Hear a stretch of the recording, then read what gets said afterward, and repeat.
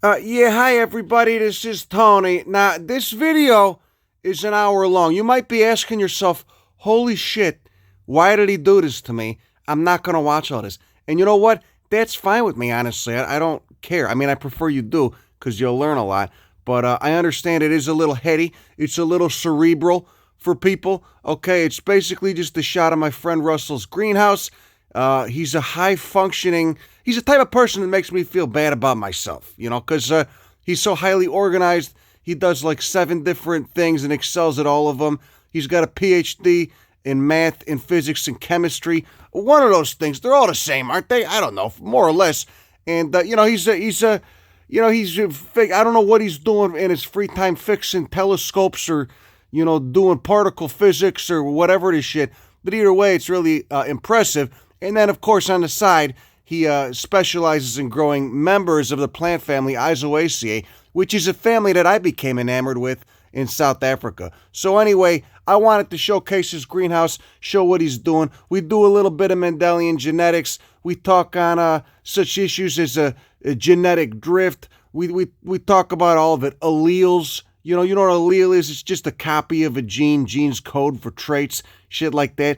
Really interesting stuff here, okay? But if you want to pass it, I'm not going to be offended, all right? On that note, you know, I still got stickers I'm selling. If you want any of those crime pays stickers, some stickers of my drawings, stickers on speciation, allopatric versus sympatric, stuff like that. So if you do want that, you could just Venmo me 15 bucks. Leave your address in the comments. Don't fuck up your own address. A lot of people do that, but you know, whatever. Anyway, if you don't like this video, you can fuck right off, and I won't be offended. Just, you know, go, I don't know, go twiddle your thumbs or something, right? That's all I got for you. Go fuck yourself. Bye. Enjoy.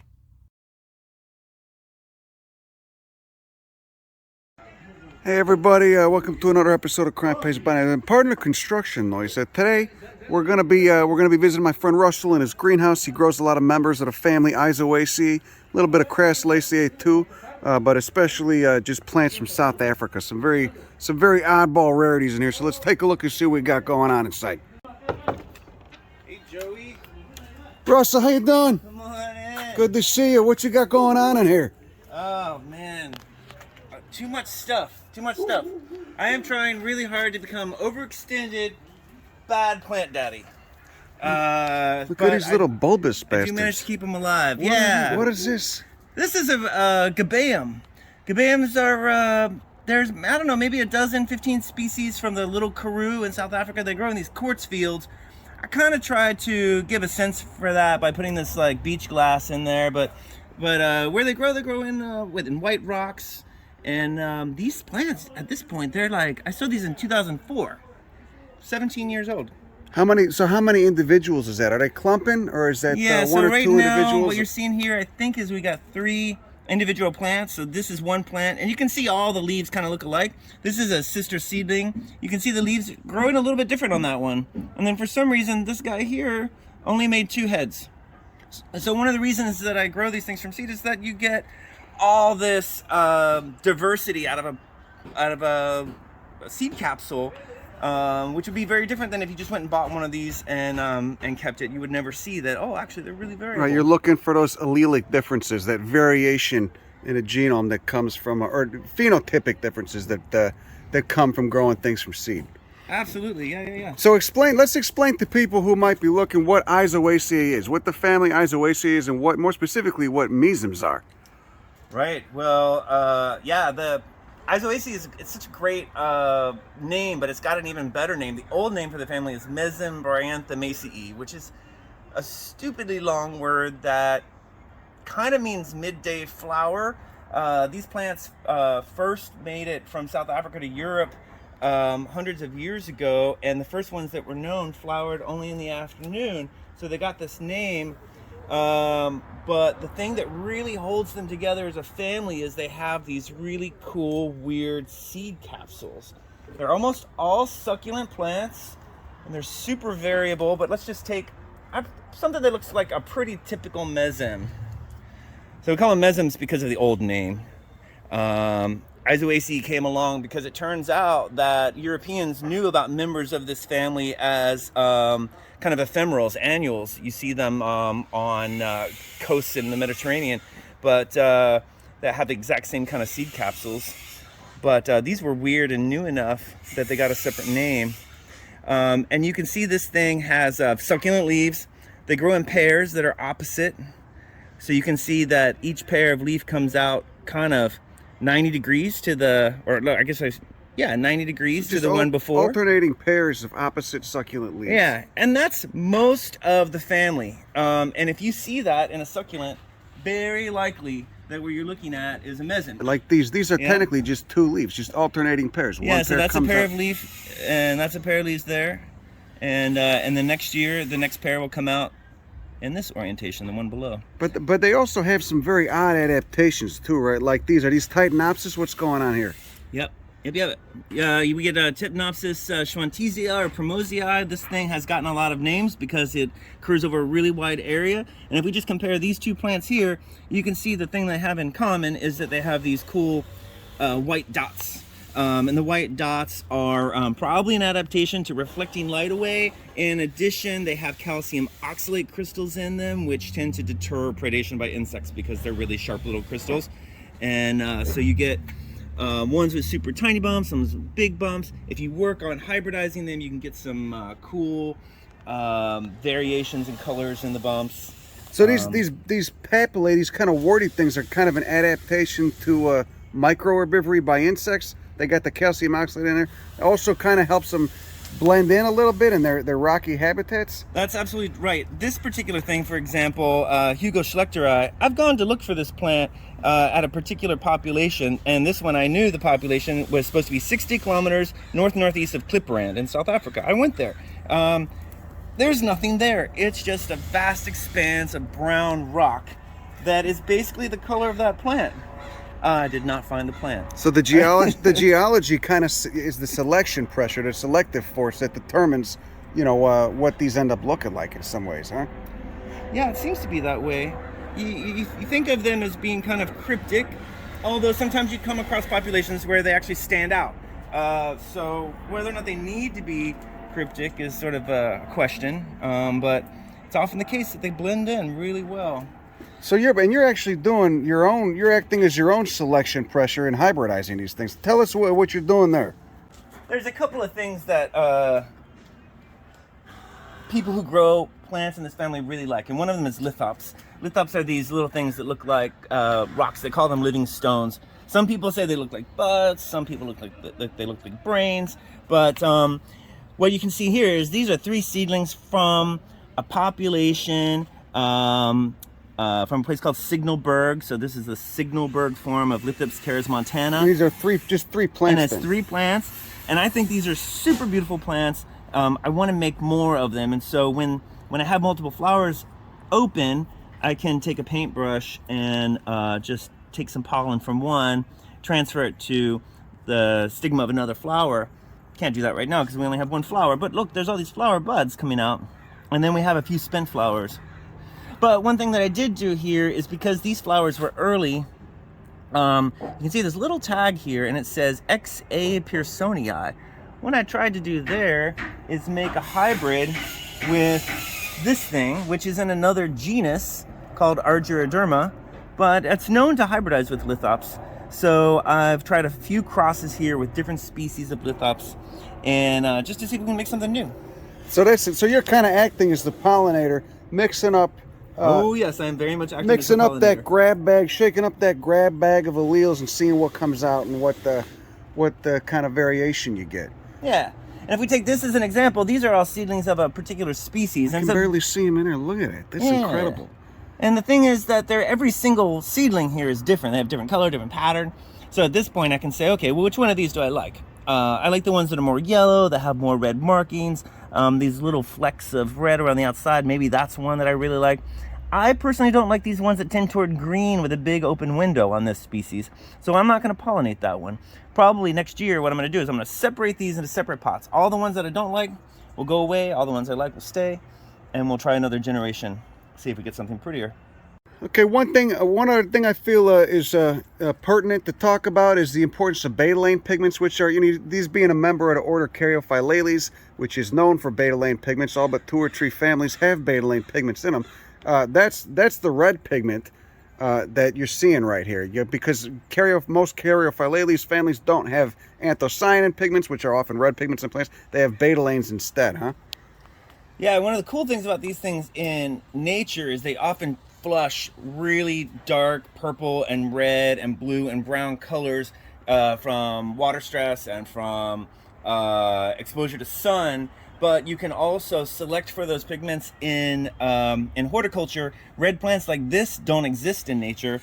This is a plant that's actually in this species right behind it, where most of the plants are gray or brown. So these genes were just laying in it. These alleles for the red were just laying in the genome of this plant, and you kind of brought them out just by. I didn't. Stephen Hammer did in this case, but yeah, it turns out almost any one of these lithops can go either red, or another thing that can happen is it can lose those pigments, and you end up with plants that are purely green. So these plants, these green ones here, do not exist in nature. Typical lithops julii would be pink or red or whatever. If you get rid of that color, you can end up with green plants. So how do you do it? So that is technically a recessive allele then, or what's going on there? Why do you think the green in that species is not often found in nature? It's too conspicuous, or what? It's conspicuous. It's probably maybe more prone to sunburn because those color pigments are also protection from the sun, and the way that you get these is you grow 10,000 of these from seed, and 1 or 2 will come out red and 1 or 2 will come out green. And if you can keep those alive and cross them back to each other, or sometimes back to the mother plant, you can stabilize that trait. This one's actually been stabilized, and it's got a name, Fuller Green, and it's named for being Lithops julii fulleri, and then the green form, so someone called it Fuller Green. So how do you stabilize the trait? Explain it. You just basically breed that with another green one. Exactly. You're just kind of bringing out those recessive alleles. If you have 2 recessive things to cross together, all the progeny should have that recessive trait because there'll be no dominant gene to take over. Now, it's not necessarily the case with these red ones. If I grow these out from seed, half of them will be red and half will be kind of a brownish orange color. Yeah, that's why I love what you're doing here. I mean, it really is. It's like an evolution classroom, unto itself. I mean, it's people always use the analogy of what humans have done with the wolf genome, breeding 150 different dog breeds. But this is really Darwin talked about pigeons, but if he had seen lithops, maybe he would have said, "Oh, you can do the same thing with anything." Look at this. You got some texture on that. Is that That's kind of odd, isn't it? What is that from? Yeah, that's very interesting. A lot of these, in addition to having patterns, they have very distinct textures. They might have raised dots or fissures, and yeah, it's one of the reasons why this genus is probably the most popular collectible genus of mesems. Just because there's so much variation in this one. There's a ton of variation.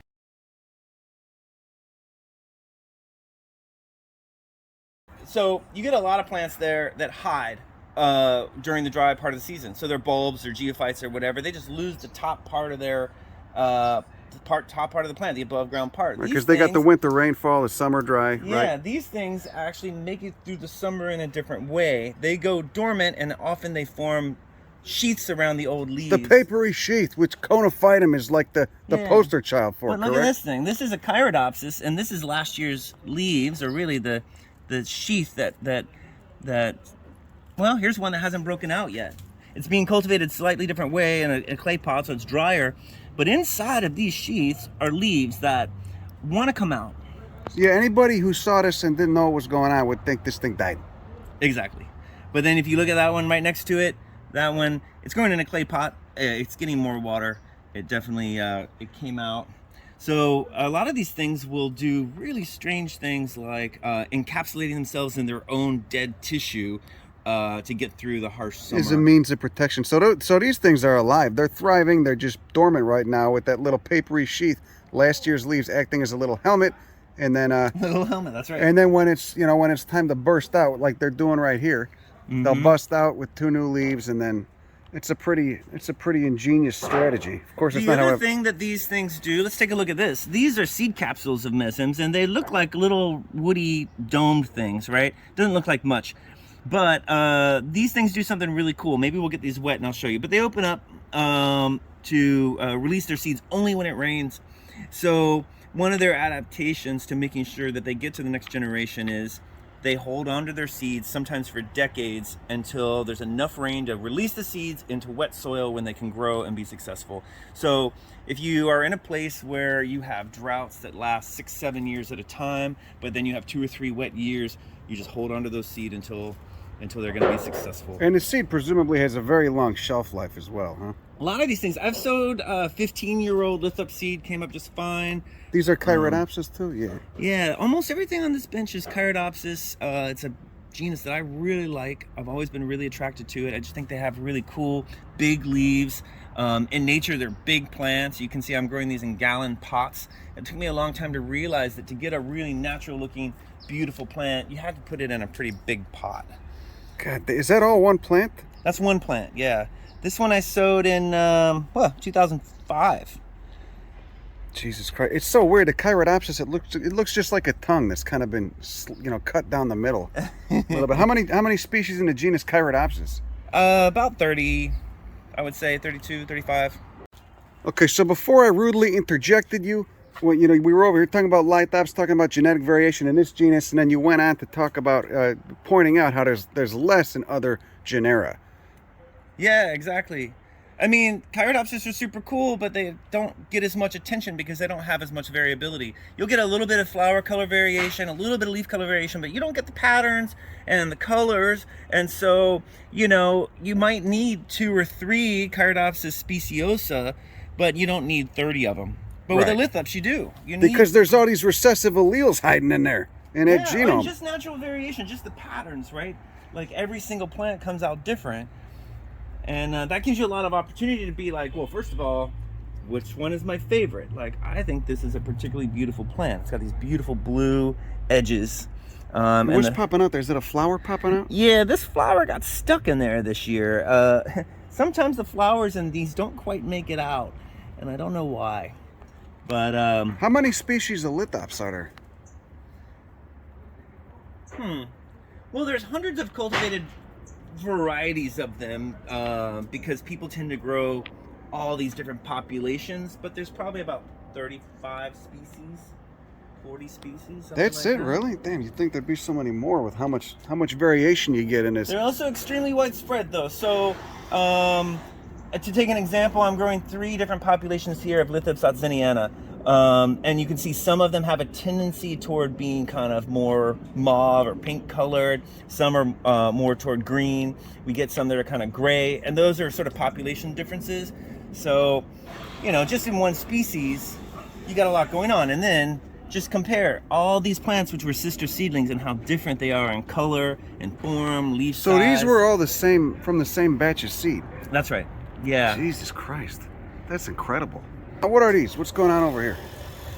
This is a really cool, very difficult to grow genus of plants called Denteranthus, and they look a lot like lithops, especially this species. This species has been in the genus Lithops, but Denteranthus are different than lithops in that they tend to be harder to grow for one thing, and they have extremely tiny seed. Here's the seed capsules again, but there's probably over 1,000 seed in that seed capsule. And they still got that papery sheath thing going on? Yep, they definitely, you can see the old leaves that stack up as they shrivel up. So this head will only ever have one active pair of leaves, but if you look down at the base, you'll see several generations of leaves kind of stacked up. And of course, there's that Gyroderma. Great. Yeah, look at that. Jesus, almost looks obscene. That papery sheath at the base. Oh yeah, there's a whole bunch of them there, right? Yeah, that's very beautiful. God, they're so weird. They look like some sort of damn sea creature or something. Some sort of people say that. Yeah, it's true. It's true. Those sheaths are actually kind of diagnostically important for species of some mesems as well, because as they dry out, they'll turn different colors. They can be brown, they can be yellow, they can have spots in them, which are tannin cells that get kind of expressed out to the surface. If you look at all these little dots on the leaves of this thing, right, often those dots will kind of be their little floating tannin cells inside the leaves that will get expressed out. They're what cells? Tannin cells. The same tannins that you have in, like, Oh. you know, wine, like red wine. You get tannins in these plants. What do you presume the adaptive benefit of those tannin cells are, of the speckling? I wish I knew. I don't know. But you can see the little dots I'm talking about. See them in the leaf sheath? Oh yeah. Little tiny dots. Those are little packets of tannins that are inside the leaves. I don't know what their purpose is. Tannins are often bitter, so they may again discourage herbivory. But aside from that, I can't really tell you. What are these little guys? These looks like That's a little very mink. strange species of Gyrodopsis, and you would think after looking at these big-leaved things that are called Gyrodopsis that something small like this would not be, but it turns out the thing that holds the different groups of mesems together is not just what their leaves look like, but usually more like what their fruits look like. They're seed capsules, right? Yeah. Yeah.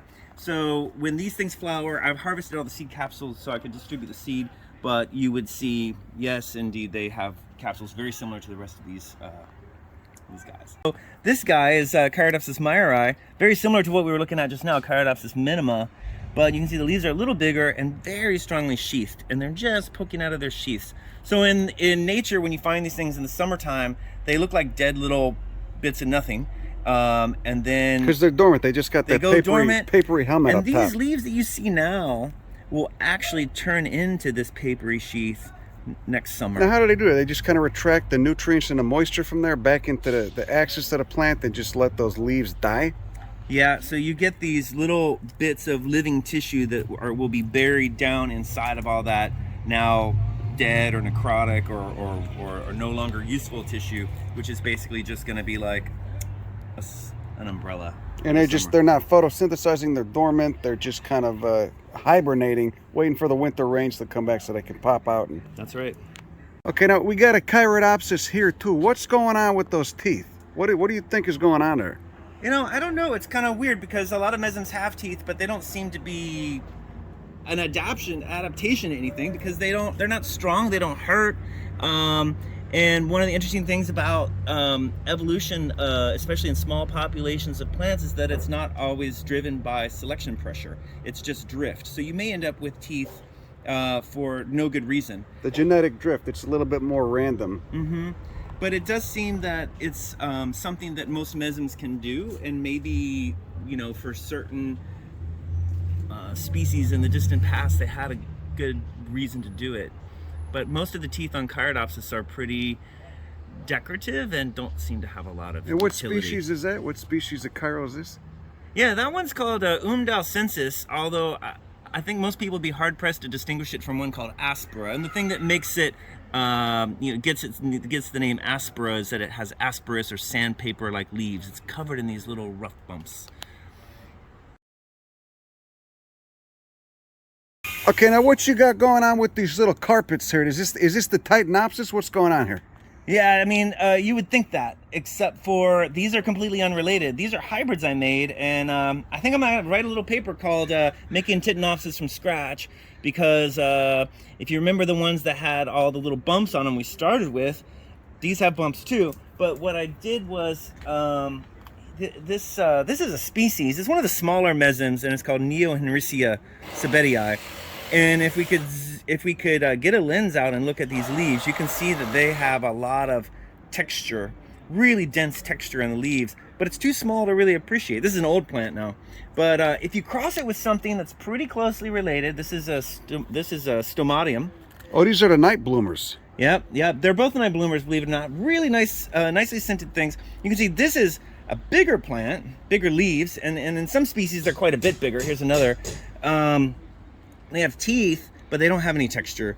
But if you cross these two together, occasionally you get some success, and you get, this is an F1 cross, and you can see that it's kind of in the direction I want to go. Bigger leaves with texture, but that's not a very beautiful plant. It's an old plant now. This was sown in 2017.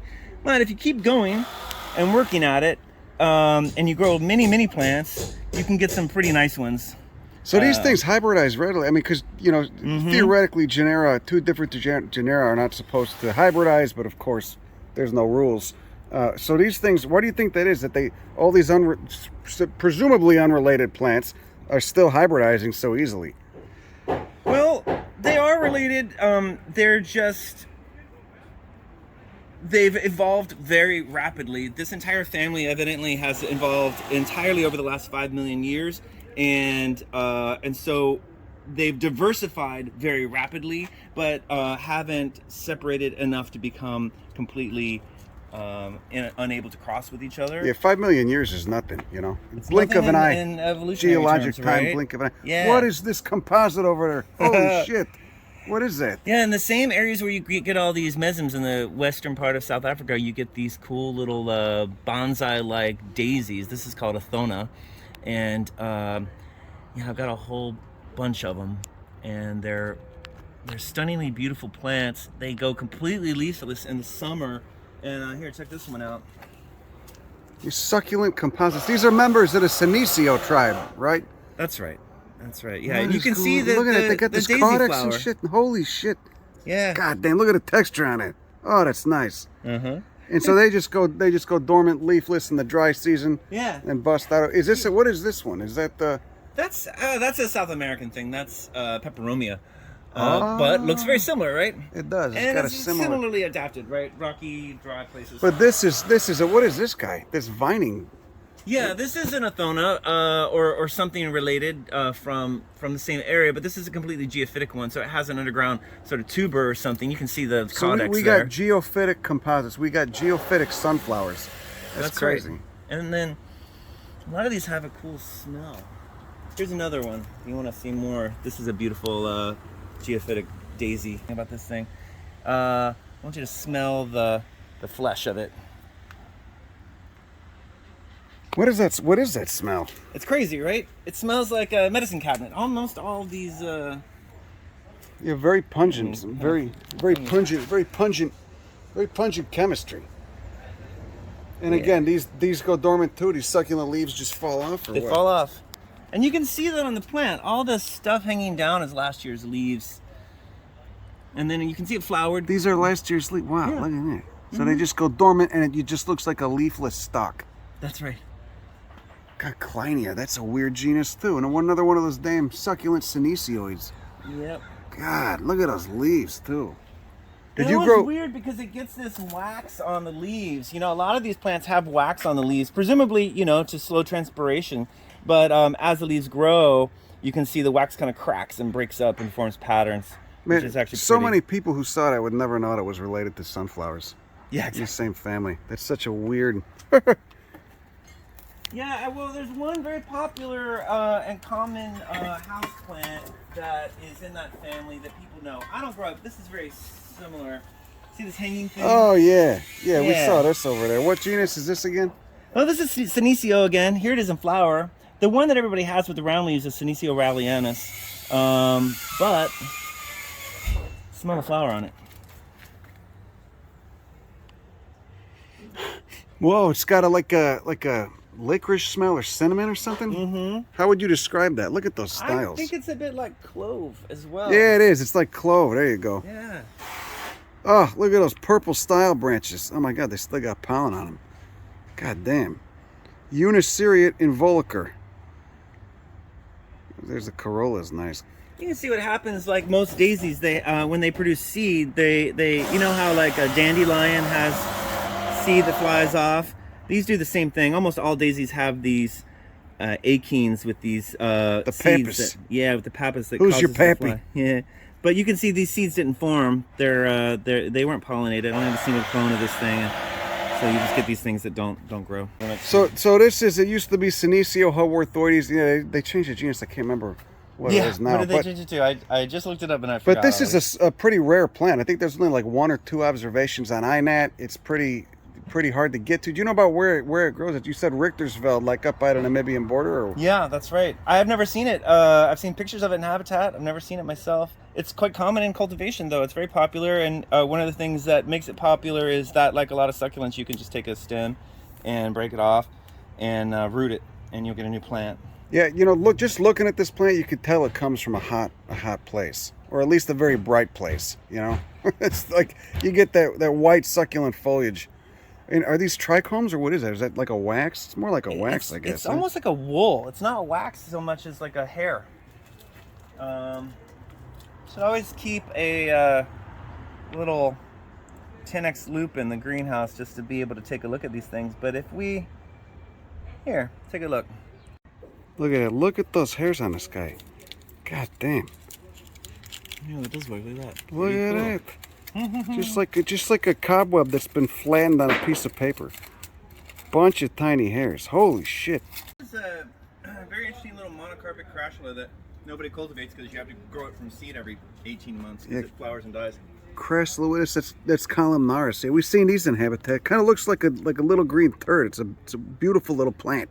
You got the inflorescence emerging right there, huh? Yeah, and that'll come out to like this cool, almost pyramid of cream-colored scented flowers, and the whole plant dies. Really? So it's monocarpic? It's monocarpic, which is kind of a drag. That's my second generation. I collected a little dead plant in nature, crumbled it up, got 12 seedlings. Within 14 months, they'd all flowered and died, so I decided to grow it again. But it's fairly difficult to keep in cultivation for that reason. You know, how long does it take for them to flower? Well, this one was sown 12-19, so I'm spitting out cilantro from my burrito here. So these are coming up on 2 years old. The first generation that I grew, they flowered in 14 months. This one looks like it's taking about 2 years. It might be just the time, you know, when I sowed it. And these are all conophytum now, which kind of look like lithops, but differ in that the leaves don't fully separate, or what? Well, in some cases they do fully separate. Very common, or more or less, and not all lithops do. These are fused, the two leaves are fused into a single body, but you can see they have species with more or less divided leaves. They have very different fruits. But conos tend to look like they got a little mouth, huh? Like these guys, right? Some of them do, yeah. Okay, Jesus Christ, these things were crazy. I mean, I'd be standing like right next to them and wouldn't see them. The main difference I think you could think of with conophytums is that they're really strict winter growers, whereas a lot of mesems grow in winter rainfall places and they're more or less opportunistic. Conos need a summer dormancy and then grow in the winter. There are things that grow right alongside of them. You could switch them to summer in cultivation if you wanted to, but you can't do that with a cono.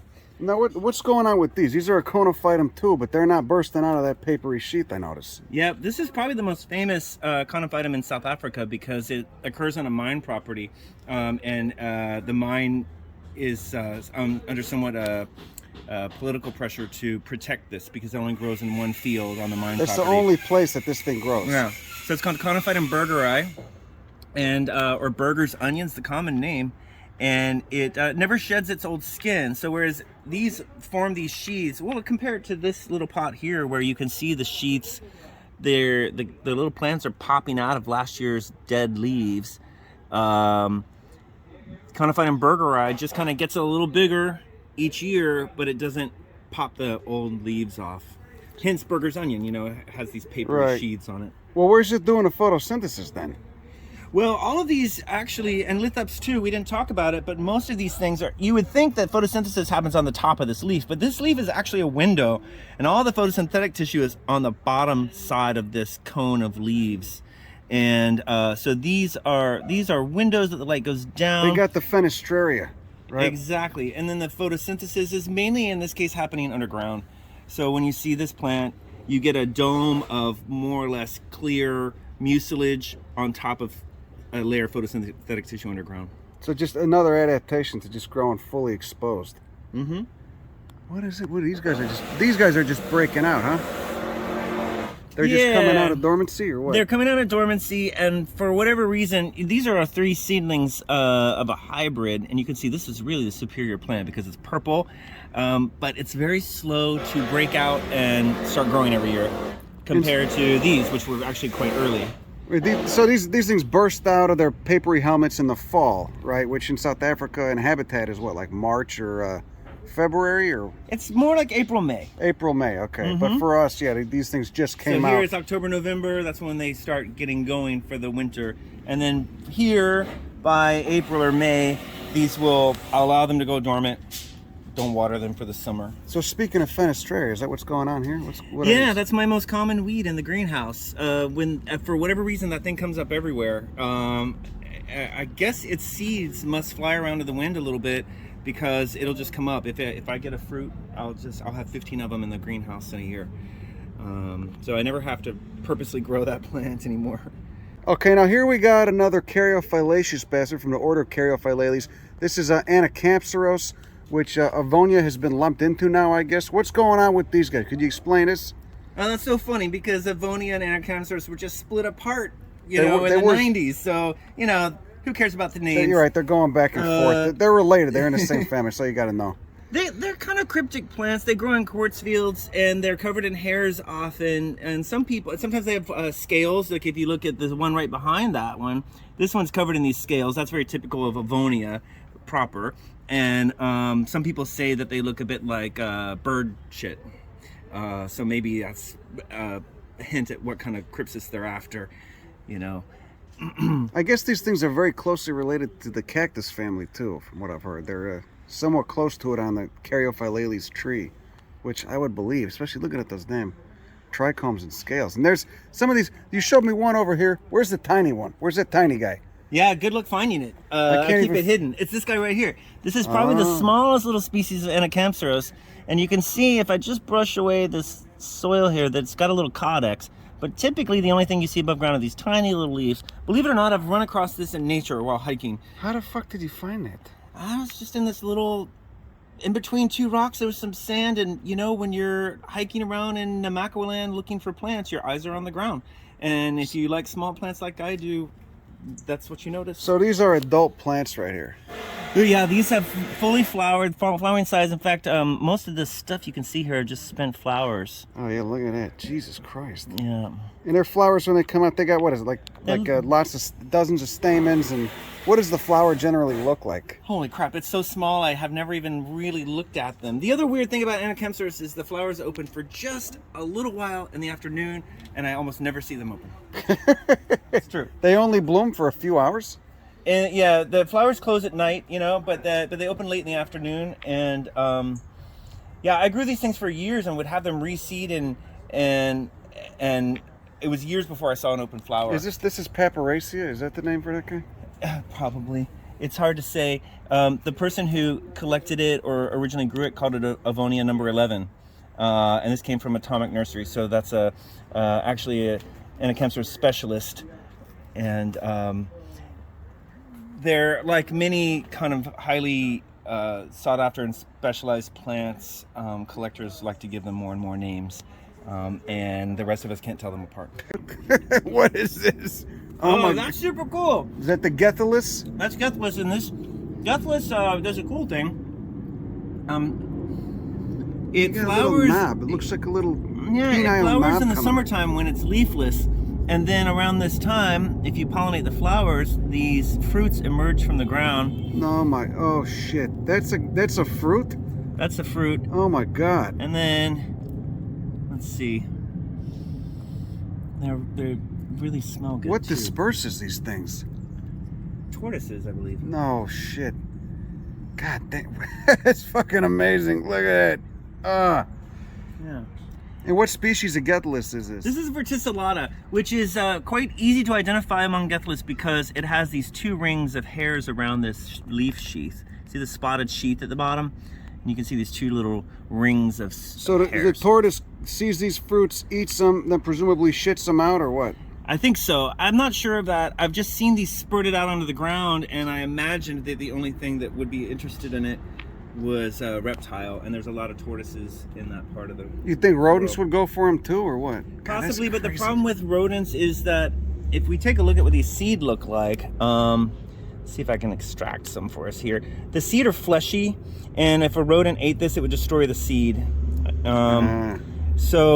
And these seed actually probably don't want to get swallowed.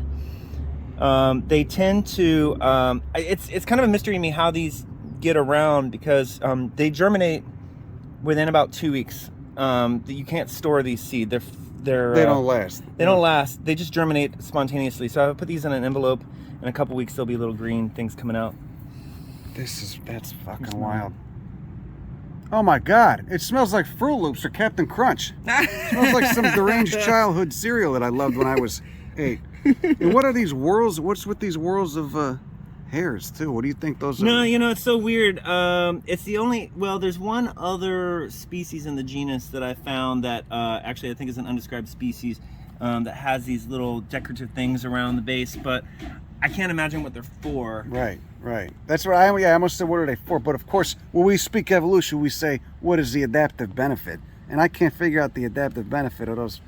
Fuck, that's wild. But the flowers emerge from those tubers. What's down there, a tuber or a bulb? It's a bulb. It's a proper bulb, like an onion-like bulb. And then if you take these seed and grow them, you get, these are some coming up on, these are 3-year-old seedlings, and you can see the reason that I'm interested in them is they have cool spirally Yeah, they leaves. get the curly whirly. These are the same, these aren't the same, these are the same species as these.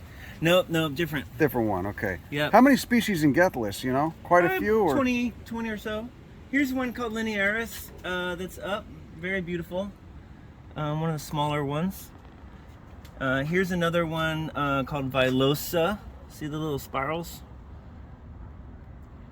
God, that's crazy. And wait, so what do you, let's talk about the curly whirly thing, because that's a convergent trait among a lot of unrelated plants down in that region. What do you think the adaptive benefit of the curly whirly leaves is? Well, that's a good question, and it actually was a subject of, has been the subject of a lot of conjecture forever.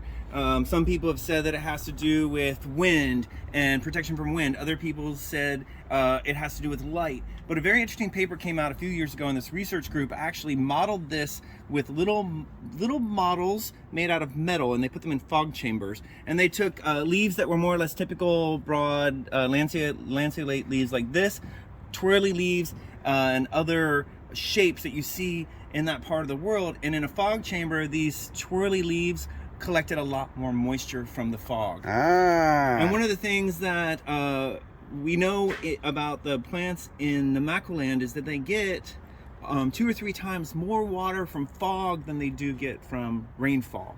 So this is a fog desert where it almost never actually rains. So these are fog collectors, basically. Exactly. The curly whirlies are fog collectors. How many different genera do that? What other genera? It actually occurs in several families. So you get things in the Amaryllis family, you get things in the Hyacinth family, you get, what else? Yeah, it occurs in 3 or 4 different families, all bulbs. And strangely, only in South Africa do you get leaves that spiral like that. So I have this theory that it's actually something that's spread around by a virus. I think it was probably an evolved trait that got into other plants. You think they're doing a horizontal gene transfer thing? Yeah, perhaps, because potentially. it would explain why it might be a rare evolutionary adaptation that spread by some means and also stayed localized. This is plastic, right? Yeah. Okay, just making sure I'm not losing my mind. Know.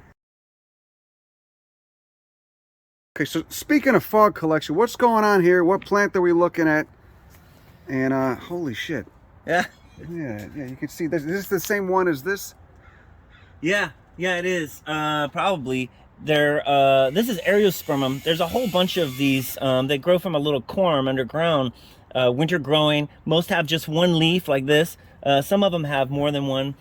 This is a species that I've been distributing pretty widely for its with its seed, and this one's called Lanny marginatum. So it leaf grows out with this woolly edge. That's where it gets its name. Lanny referring to wool, and then marginatum referring to the edge of the leaf. And so this one's just coming out, but it had some big flower stalks like this other species. This is pubescens, named for being fuzzy. Pubescent. So these are truly just in the ground. I mean, these flowers are coming out from presumably it's a bulb or just a... It's like a corm, yeah. Looks like a little potato, like a lump of nothing. But the weird thing is the leaf actually grows out of the bottom of the corm instead of the top, which is what you would think. So this is the same plant. That's the flower to this. That's right. And so often what happens is when it's putting its energy into flowering, it may or may not leaf out, but the leaf will definitely come later. These plants over here, which are separate clones, separate genetic individuals, did not flower this year and have put their energy into making a leaf. A lot of things, one of the interesting things that happens with these geophytes in this part of the world is sometimes they'll skip years. They won't come up at all. They won't flower, they won't leaf out. And I keep track of the ones that don't come up, and I have certain things that every 3rd year just don't come up. So they're still alive. They're still alive. They're just and they're just encapsulated in the ground. In they're this just bulb. sitting it out for a year. Yep. Why is it? Is it dependent on moisture, or what is going on there? No, it doesn't seem to be, because they're at least under these conditions, growing all together. But we had one Areospermum that didn't come up for 9 years. My friend acquired it as a little corm, and every few years he'd take it out and be like, "It looks alive," and then it finally leafed out. Wow. You wanna see the plant? 9 years it was dormant. Yeah, let's do that. Really cool when they get really small. And the real collectors want these things that the single leaf actually has all these cool little hairy projections, and they actually have a name in this genus. They're called Enations. Enations? Enations, yeah. And so that plant will only make that leaf this year. And there's another one there, and we can see one coming up right here. Where's the 9-year dormant one? You know which one man, of these? you know, he hasn't come up yet. So these are just dormant too. These are alive. They're just... Yeah, well, these actually flowered, and you can see this flower stalk here. I didn't pollinate it or get any seed, but there's the first leaves coming out right there. You see that? Jesus. So it's a fun time of year out here because everything's waking up. What a weird genus. And what family is this again? Oh man, it's so weird. It's got its own family, Areospermaceae. It's got to be Asparagales though, huh? I believe so, yeah. So these are the Enations too? Yeah, in this case, very cool nations. They have these projections, and at the tip of each one, there's a little stellate trichome of these glassy hairs that grow out. So that's Areospermum irinum. And what's going on there? Just herbivorous or what? I have no idea. I have no idea why they do this. It doesn't make any sense. I actually think it's just to be pretty. It's for my benefit only. So this one too, what's going on here? Look at that. I know, right? That's it. That's what it does. That's the whole plant. It makes a single leaf. It's got these weird projections. This was my attempt at a hybrid, and I'm not really sure it's a hybrid, but it's a pretty fucking cool plant. How often do these flower? Like, how long does it take them to cook up enough energy storing that bulb to end up well, producing flower? a lot of them will do it every year, believe it or not. These are in full flower. You see this little guy? That's the flower stalk of this one. Also a hybrid I made. The problem is that I've had to hybridize these because I don't have enough, and they don't flower in sync sometimes, so I just make hybrids and see what happens. But you can see, I don't think they do it every year. It certainly seems to be the case that if something flowers twice in a row, it'll take a break. So for a this is couple all years. one single leaf. It's just this is one single leaf. That's right. And then each of these is a separate little clone, little plant. So how many plants total in there? Well, I don't know, but it might be worth finding out. Let's take a look. I'm gonna do something radical here. So periodically we need to repot these, and this has been in this pot for 10 years or more, and I think a lot of times plants benefit from getting some fresh soil. So I'm just gonna dump these out, and it's a good opportunity to look and make sure that the roots are not covered in mealybugs or any other problems. So I'm just gonna take, and you see there's a lot of pumice in this mix. It's a pretty loose mix. Yeah, what's your recipe for this mix roughly? Oh man, at the time you can see I was using a lot of sand and pumice. So this is it's both dense and open. I was experimenting with sand a lot, and I think, but you know what we've got here, Joey? One fucking plant. That's all the same one. So this particular species is known for forming quite a huge tuber. Oh my God. Look at it. Yeah, so this is one plant, and but it's divided into several pieces. Looks like a potato mop. Yeah, but I want you to notice this. The leaf is up here, it's coming down, goes down around to the bottom, it comes out coming out of the bottom. Why is that? That's a weird... It's a very weird thing, isn't it? Do not know. But one thing I also notice here is we got a little bit of mealybug. And what do you do for those guys? Just wipe them off, alcohol treatment? I don't do a lot of pesticide unless things get really bad. So I'm not going to worry too much about this, but there's a little mealybug on here. It's not hurting it too bad. Now, one thing I could do if I wanted to is I could break a piece of this off and start a new plant from that. I happen to think that this is pretty cool, that this is this huge lump, and I want to keep it together. So I'll pot this up. It's nice, a little purple woolly stem too. Yeah, exactly. Yeah, the whole thing is hairy, and this particular species is very widespread. It occurs in winter and summer rainfall places, and you get quite a lot of variability. Let's compare these clones. These are from different collections, different places, and look at the difference. This one's very kind of purplish and sparse. whereas this one tends much more toward green You and get that woolly. little cup at the base too. Look at that. Yeah, exactly. Well, and technically that is the leaf blade. So all the stuff growing out is would be the innations.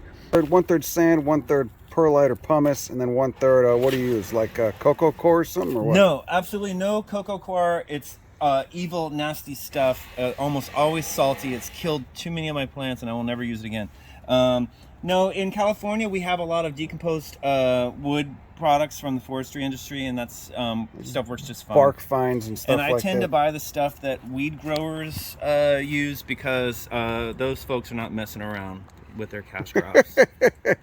They're not going to use shit soil. So you'll use the same with like a soil mix, or just for the So what I do is mixtures? I buy the individual ingredients. So I buy like bags of soil, bags of this is my top dressing, which is just granite,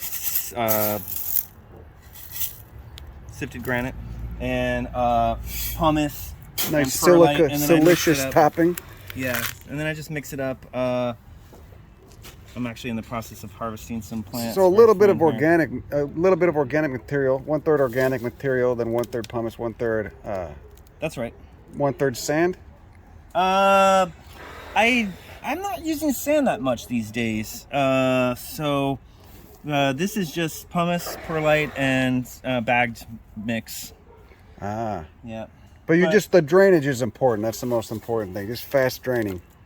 Yeah, I think the drainage is important, and for the most part, I think it's important that all the plants in the greenhouse are planted in more or less the same type of soil, so that you can kind of predict how it's going to behave when you water it. I'm using this. Okay, so more curly whirlies. This is an albuca, you said? Yeah, that's albuca. There's a bunch of these things, albucas, that have these. I think it's Namaquensis. They are covered in these sticky trichomes. Don't know why. Maybe they're carnivorous. I have no idea. They got those fog catchment hairs. And what is this? That's called Dipcotti. That's the genus? That's the genus. And what family is I that? believe it's also in the Hyacinth family. Gray, what is it? And you got the conophytums just busting out too. So these guys are kind of late to the game. They're just coming out. They flowered already though, huh? Yeah. It was one of the funny things about conophytums is that they tend to flower before they break out of their sheaths. So the flowers will emerge and then be done before the leaves come out. And this is a conophytum too? Yeah, that's a very strange conophytum. Conophytum hyacinthus. It's the least conophytum like conophytum. Yeah, I was gonna say it looks like a Pleospilos or something. It's got the flower in there too with the petaloid staminodes. Notorious. All the MESEMBS basically have those petaloid staminodes, correct? That's like one of the differentiating factors that separates them from the rest. Yeah, and what of does that AIZOACEAE. mean? It's sort of, I guess, the idea that the sexual part of the plant, the stamens, are actually that tissue has become something that looks like a petal to us, and they tend to not produce pollen. So speaking of conophytums, what's going on here? What are these guys?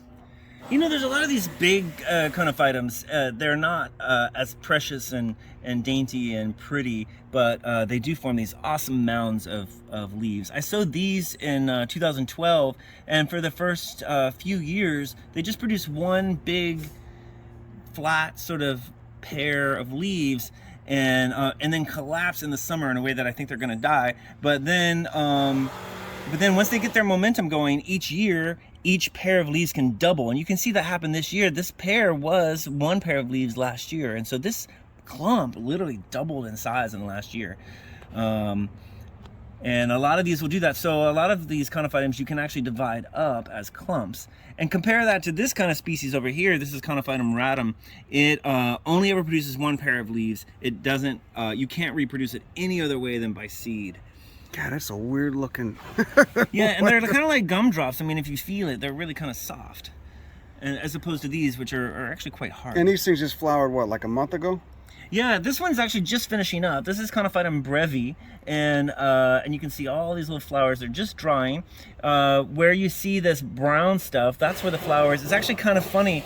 See how these plants are covered in all this gunk. It's just the disintegrating flowers then kind of washing all their pigments and stuff onto the leaves. So if I were really careful and didn't want these to look as bad as they do right now, I'd take these off before that happens. And so you don't water these at all during the summer, right? Hardly at all. I might give them, I call it like a sympathetic rinse once in a while. Like, you don't want them to like completely lose their roots or whatever, but for the most part, they want to be really dry. So let's go over to your little conophytum starting ground right here. What's going on here? Like this is what is that? That's a Mystoclima. That's actually a quite large mesem that someone just gave me seed of. But these are all conophytums, some hybrids, some species. And I just recently discovered that sowing them in this dark gravel has a lot of advantages.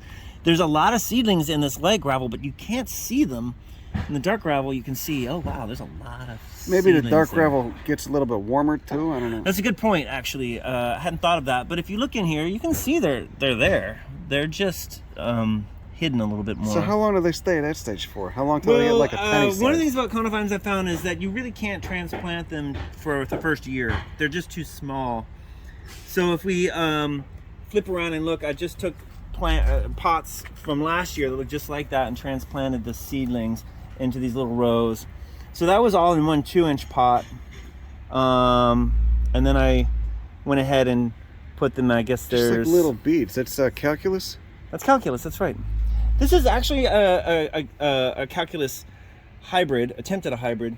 And it'll take a while to see what they do. Look at the monolarias too. And these, of course, this genus of mesems notable for those rings. Those kind of like those. How would you describe those stems? Well, if you look really carefully at the base of each of these noodle-like leaves, there's another pair of leaves which are round. So these are kind of the active leaves that grow in the winter, and then these round leaves are called resting leaves, and they actually end up stacking up to form the stem. If you count back, this will dry up next year. That's previous years. In the previous years, 3, so 4, that's a 5, reliable 6, annual. 7, It's a reliable 8. annual indicator then. So that's like and that stem's 9 years old, going back to where it branched off. So then you get those bladder cells too. yeah. Interestingly, they all have bladder cells except for this one right here, which doesn't. And for some reason, I don't know what happened to the tips of the leaves on this thing this year. Is that a big genus, monolaria? How many species? No, there's 6 or 7 taxa, if you count all the subspecies. And they're fairly confined to the Canereus. I sowed this in 2004. I sowed all the species in 2004. Was that another one we got over there? Oh yeah, look at that. There you go. There's the talking about the resting leaves. There's some rather pronounced ones, huh? Yeah. Yeah, this is the one, Monolaria globosa, and it's globosa really is referring to those, globe-shaped resting leaves. They're really fat on that species.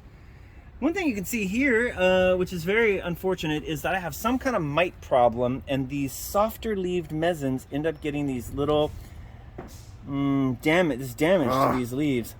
I don't know if it's flower thrips or what. Do you ever see the little bastards? I see a lot of flower thrips, and there's another little tiny mite I see crawling around. Mites tend to be hard to control, and I don't like using pesticide, and it, for the most part, doesn't seem to be killing the plants.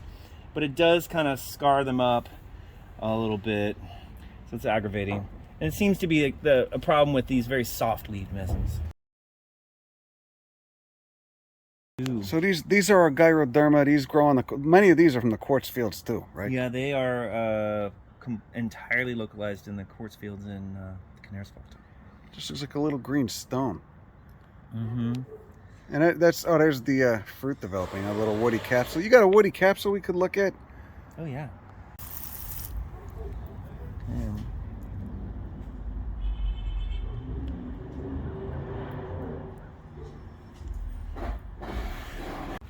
There we go. That guy's opening.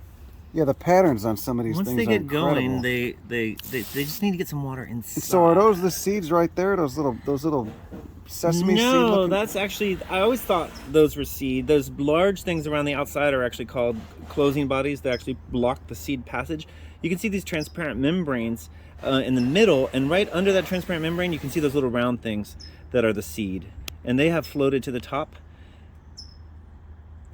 And what you can see is the septa that divide up the seed capsule actually grow these little transparent membranes which meet in the middle. And you can see a tiny little slit down the middle of each sheath. So the seeds are in those sheaths. And yeah, when a raindrop hits that, a seed will pop out through that covering membrane, it's called. Interesting, the covering membrane is transparent when it's wet, but when it dries, it's actually opaque. Can you here point to the seeds with the pen on the? Yeah.